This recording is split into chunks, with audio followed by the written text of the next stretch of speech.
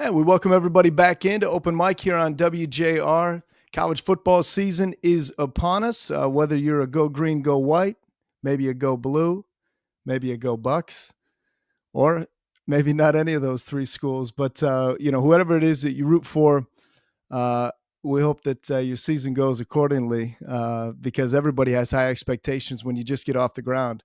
And college football season, it's a special time of year just because of all the pageantry that goes with, being a part of the game. And not every team has a realistic shot of, say, winning a conference or winning a national championship. Like obviously last year with the Big Ten, what Ohio State was able to do to go on that magical run after the loss to Michigan, to be at the top of the college football world, that's a big boon for the Big Ten Conference. And for all of us, obviously, whether or not you like Ohio State or you like Michigan or Michigan State, the fact that the Big Ten, can puff its chest out a little bit as being the preeminent power in college football of a season ago, something that we can all get behind. Before I had moved back closer to home, I was working out in the Midwest, out in Kansas and in Missouri, and I covered the Big 12 conference for a lot of years. And I remember, if you remember, kind of that air raid offense, the spread offenses that Cliff Kingsbury and those guys had at Texas Tech. Baylor had, a couple of seasons where they were, really tough to contend with. And the Big 12 offenses were far ahead, I think, of a lot of offenses around college football, which made it such an intriguing conference. Well, over the years, things have shifted so much. The geography has shifted. Teams like Texas obviously leaving, the Big 12 conference, that hurt that league, no question. Teams like Kansas State, like Missouri left for the SEC, Kansas State, they're obviously both still in the Big 12. But, the conference as a whole has shifted a bunch. But with that Texas Tech team, one of our SportsCaster.com contributors, one of our newest contributors, Emily Wisniewski, covers that team quite closely. And the Red Raiders are under the direction of a guy named Joey McGuire.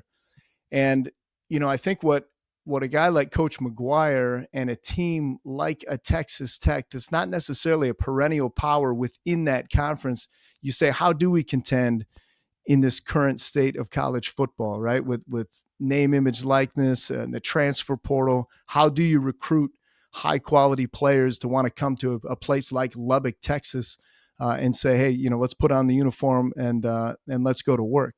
So, we've seen obviously a lot of the, like Big Ten powers. I keep going back to the Big Ten, but like Ohio State has an open pocketbook, a place like Michigan does as well, to a lesser degree, a school like Michigan State. But how do you recruit? How do you attract high quality players for a price? And that is the essence of Emily Wisniewski's commentary as we head into college football season. Here's a closer look at the Big 12 and Texas Tech University.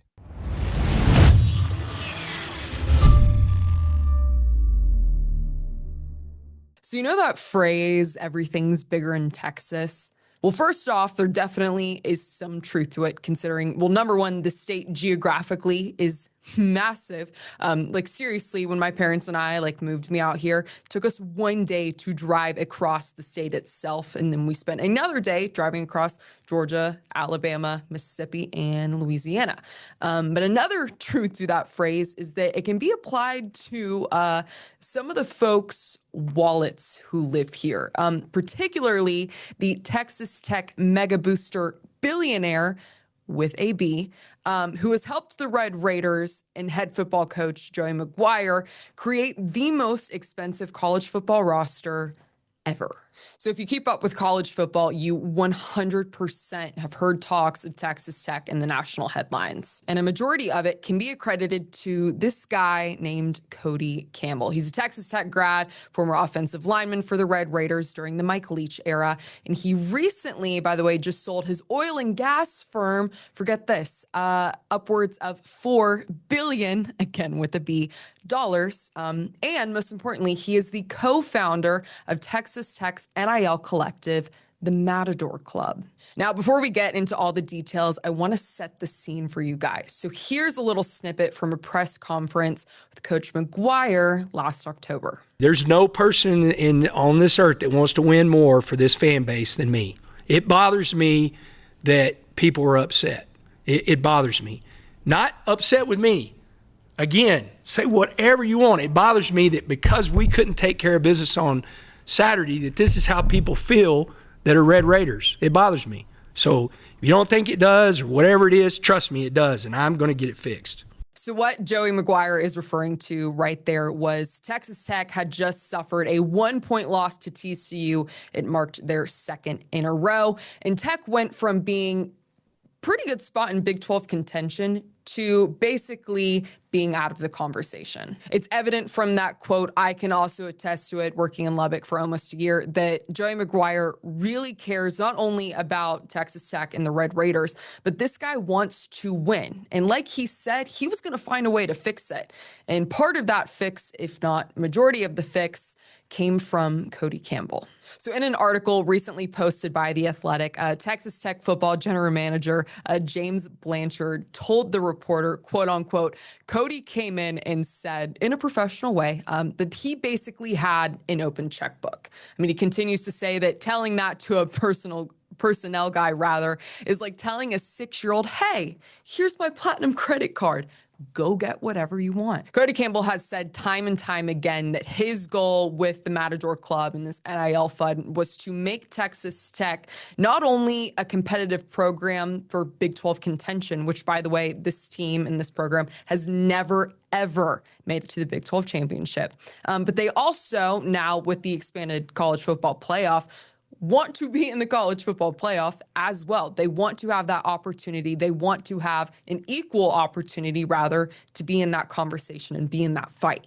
And well, Mr. Campbell, I think you did a pretty good job because this Texas Tech roster is the most expensive college football roster ever. Like, we're talking talks between 28 to $30 million. And to put this in perspective with you all, Ohio State's roster last year, their national title winning one, was around $20 million. The accolades for this Red Raider team runs deep. 24/7 Sports ranked their transfer portal class #1 in the 2025 cycle. Pro Football Focus put their fresh new defense at #3 in the country, which is crazy saying that, by the way, because last season covering this team, their total defense at the end of 2024 was ranked 126th in the country. So one of the worst in the league to one of the best, just a matter of a couple offseason pickups. And in addition to their transfer portal success, Coach McGuire acquired a new offensive and defensive coordinator, Mac Leftwich, who came from Texas State,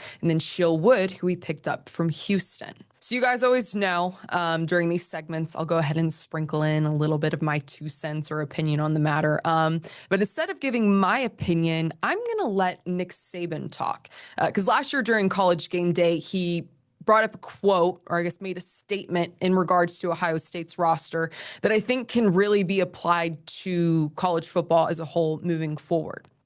And he said something along the lines of, you can pay all the right players, but if you can't coach them, you're out of luck.